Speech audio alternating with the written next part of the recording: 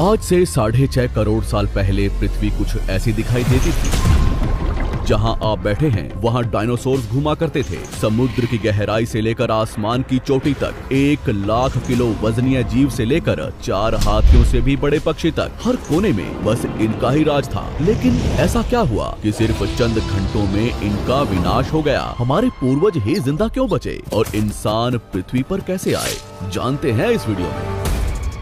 समय में थोड़ा पीछे चलते हैं। ये है हमारी पृथ्वी। उस वक्त ऑक्सीजन ज्यादा होने की वजह से 30-35 महले की बिल्डिंग जितने ऊंचे पेड़ हर जगह दिखाई देते थे और इनमें रहते थे डायनासोर। ये है 8 मंजिला ऊंचा अर्जेंटोसोरस। एक दिन में ये कई जंगल चर जाते थे। उस वक्त पृथ्वी कुछ ऐसी दिखाई देती थी। ये है चूने के रेगिस्तान, जहाँ लाखों सालों से बरसात नहीं हुई। यहाँ भी इनका बोलबाला है। ये है भारत, जो एशिया की तरफ बढ़ रहा था। उस वक्त भारतीय जमीन लावा से भरी रहती थी और यहाँ पाए जाते थे राजासोरस। यहाँ का कुछ अलग ही मंजर है। 7 बस जितने लंबे जीव से लेकर इंसान जितने बड़े केकड़े तक। बाहर आकर देखो तो कई किलोमीटर लंबे अमेरिकी रेगिस्तान में पाए जाते थे टाइटेनोसोरस। 20 हाथियों जितना वजनीय, 8 महले की बिल्डिंग से भी ऊंचे ये जीव आज यहाँ बच्चे पैदा करने इकट्ठा हुए हैं। दुनिया के हर कोने में डायनासोर्स की आवाजें गूंज रही थी, लेकिन इन्हें क्या पता था कि आज इनका अंत होने वाला है।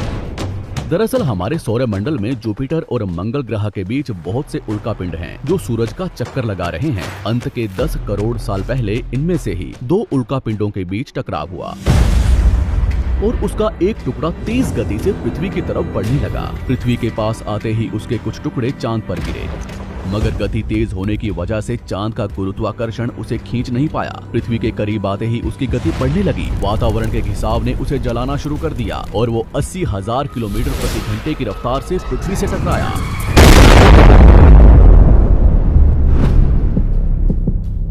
यहाँ रात के 1:30 बज रहे थे। टकराने से 4 मिनट पहले पूरी पृथ्वी पर उजाला हो चुका था।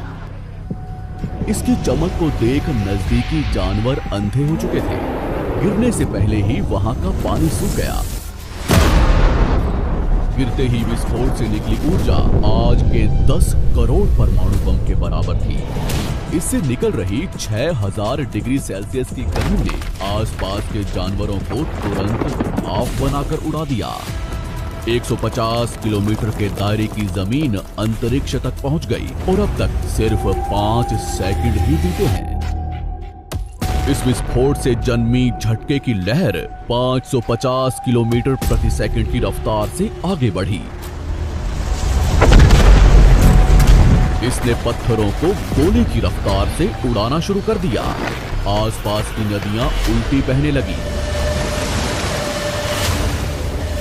जंगल के पेड़ नीचे गिरने लगे। पहाड़ों ने दम तोड़ना शुरू कर दिया। इसके कुछ ही सेकंड बाद आई भयंकर गर्मी की लहर ने उड़ रहे पत्थरों को पिघलाकर लावा बना दिया। संपर्क में आने वाला हर एक पानी तुरंत भाप बन रहा था। समुद्र के अंदर उबाल शुरू होने लगा। पलक झपकते ही जंगल सूख रहे थे। जानवरों का शरीर उबल रहा था और अभी तक तो सिर्फ शुरुआत ही हुई है। टकराव से हजारों टन मलबा अंतरिक्ष में पहुंचा था, जो गुरुत्वाकर्षण की वजह से पृथ्वी के चारों तरफ फैलकर पृथ्वी पर गिरने लगा। उसमें भी आग लग रही थी और जहां ये गिर रहे थे वहां कई किलोमीटर तक विनाश हो रहा था। टकराव ने पृथ्वी को अंदर से भी हिला दिया था, जिससे कुछ ही सेकंड में पृथ्वी पर भूकंप आना शुरू हो गया।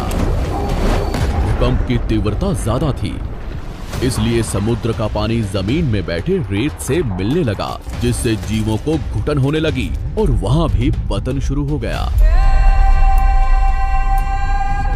अभी सिर्फ 5 मिनट ही बीते हैं और बाहर जानवरों में भगदड़ मच चुकी है। घटनास्थल पर पैदा हुई गर्म धूल और मिट्टी तेजी से आगे बढ़ रही थी। बादलों में धूल जाने की वजह से इनमें बिजली गिरनी शुरू हो चुकी थी। इस तूफान के बीच आने वाले हजारों टन वजनीय जानवर और पेड़ हवा में उड़ रहे थे। कुछ ही देर में ये तूफान अफ्रीका तक पहुंचा, जिससे वहां के चूने के रेगिस्तान वातावरण में मिलने लगे और बादल जहरीले होने शुरू हो गए। इसके पीछे टकराव ने समुद्र के पानी को बादलों से भी ऊंचा उठा दिया था, जिससे गर्म पानी की भयानक बाढ़ आ रही थी। 5 घंटे के अंदर पूरी पृथ्वी धूल से ढक गई। पृथ्वी का औसत तापमान कई 100 डिग्री सेल्सियस तक पहुंच चुका था। पूरी दुनिया के जंगलों में आग लगी हुई थी और भूकंप ने मरे हुए ज्वालामुखियों को उजागर कर दिया था। हर सेकंड पृथ्वी गर्म हो रही थी, ऑक्सीजन कम हो रहा था, पृथ्वी पर जमी बर्फ पिघल रही थी और नदियों में बाढ़ आना शुरू हो चुका था। इस महाविनाश के बाद ज्यादातर जमीन में रहने वाले कीड़े मकोड़े और स्तनधारी जीव ही जिंदा बचे थे। पृथ्वी की 70% आबादी विलुप्त हो चुकी थी।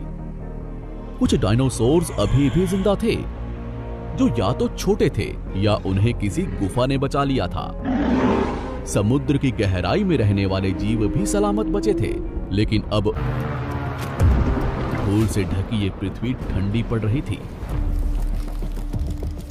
और कुछ ही महीनों में पूरी पृथ्वी बर्फ से ढक गई। हमारे पूर्वजों को डायनासोर से डरकर कुछ भी खाकर कम ऑक्सीजन के बावजूद भी महीनों तक जमीन में रहने की आदत थी। जमीन के अंदर गर्माहट थी और अंदर छोटे जीवों का पूरा